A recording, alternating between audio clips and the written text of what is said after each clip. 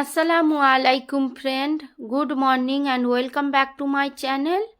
আমার এই ছোট্ট চ্যানেল থেকে আরও একটি লাইফস্টাইল ভিডিওয় আপনাদের স্বাগত জানাই। মায়ের বাড়ি থেকে আসার পরে আমার ঘরের অবস্থা তো একদম খারাপ হয়ে গিয়েছে। ঘর থেকে এত গন্ধ বেরোচ্ছে কি বলবো। আর এই যে ব্যাগ থেকে কাপড়গুলো বার করলাম, প্রত্যেকটা কাপড় হালকা হালকা ভিজেছিল। সেইগুলো আমি কালকে বার করব আর ভুলে গিয়েছি জানেন। এখন আবার বার করে আমি রোদ্দুরে দিলাম।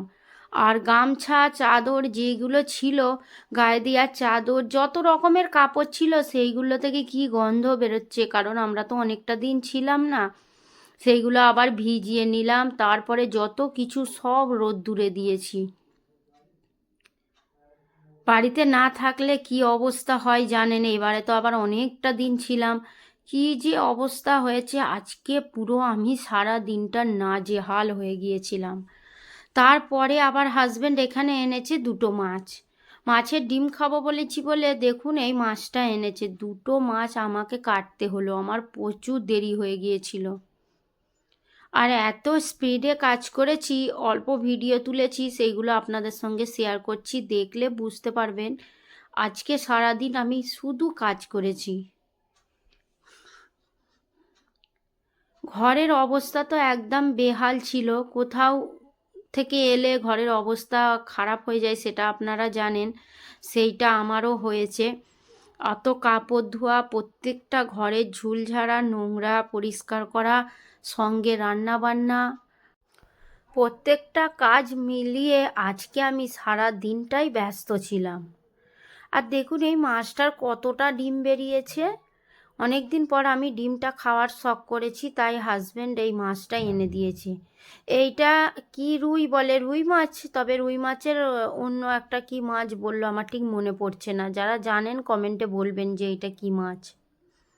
আর এই মাছটা এনেছে পাঙাশ মাছ, বাচ্চাদের জন্য কাঁটা বেছে খেতে হয় তো ও, আর ওই জন্য ওদের জন্য ওই মাছটা আনে। আর ওই মাছটা ওরা বেশ দু ভাইয়ে ভক্তি করে খায়। আমি তো দেখছি কয়েকবার এনেছে, খুব সুন্দরভাবে খাচ্ছে।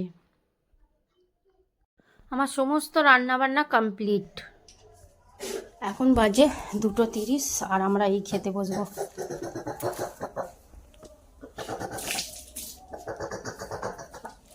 হাত ধুইছা আতে, চলো।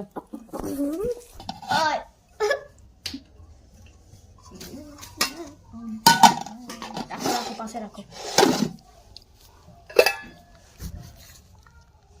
মা জুস খাবো। হ্যাঁ দিচ্ছি না।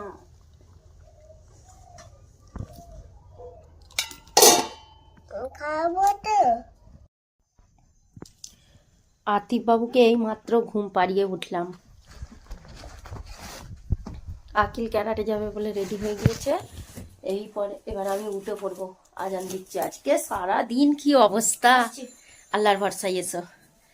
এখনো পর্যন্ত আমার চুল ভিজে, সারা দিন আজকে কি অবস্থায় আমাদের দিন কাটছে। এসো না আল্লাহর ভরসায়।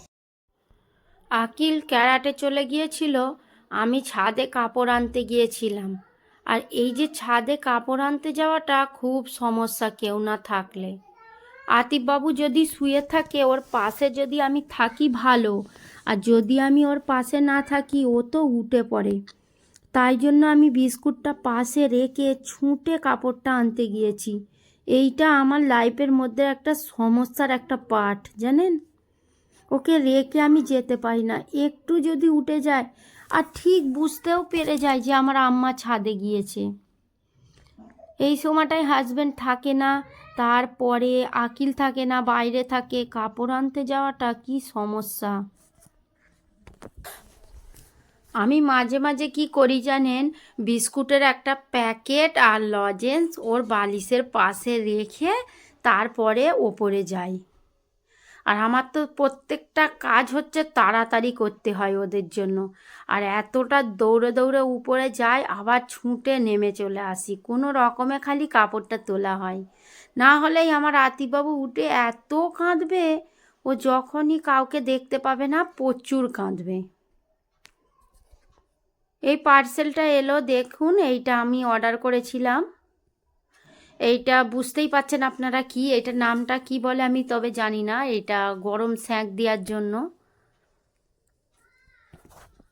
বেশিক্ষণ গেল না, কি তাড়াতাড়ির মধ্যে চার্জটা নিয়ে নিল আর কত সুন্দর ফুলে গেল। এর ভিতরে মনে হচ্ছে জেলি আছে। দেখুন একটুখানি চার্জ হলো, হওয়ার সাথে সাথেই কিন্তু আর লাইনটা নিল না আর কি, ছেড়ে দিল কারেন্টটা, আর সাথে সাথেই দেখছি আলোটাও বন্ধ হয়ে গেল আর গরম হয়ে গেল। এত সুন্দর এইটা স্যাঁক দেওয়ার জন্য আর কি, যাদের ব্যথা হয় সব জায়গায় হাতে পায়ে তাদের জন্য আর কি এইটা বেস্ট। তবে এইটা আমি আমার জন্য নিইনি, আমি আমার আব্বুর জন্য নিয়েছি। নেক্সট ভিডিও আসছে একটু ধামাকাদার। আমরা একটা অন্নপ্রাশন বাড়ি গিয়েছি, তারই ভিডিও আপনাদের সঙ্গে শেয়ার করব। আর দেখা হচ্ছে নেক্সট ভিডিওর সঙ্গে। ততক্ষণের জন্য সুস্থ থাকবেন, ভালো থাকবেন। আর আমার চ্যানেল এখনও না সাবস্ক্রাইব করা থাকলে সাবস্ক্রাইব করার অনুরোধ রইল। আর পাশে থাকা বেল আইকনটি ক্লিক করে দেবেন। আমি ভিডিও সাবমিট করলে সবার প্রথমে আপনার কাছে পৌঁছে যাবে। আল্লাহ হাফিজ।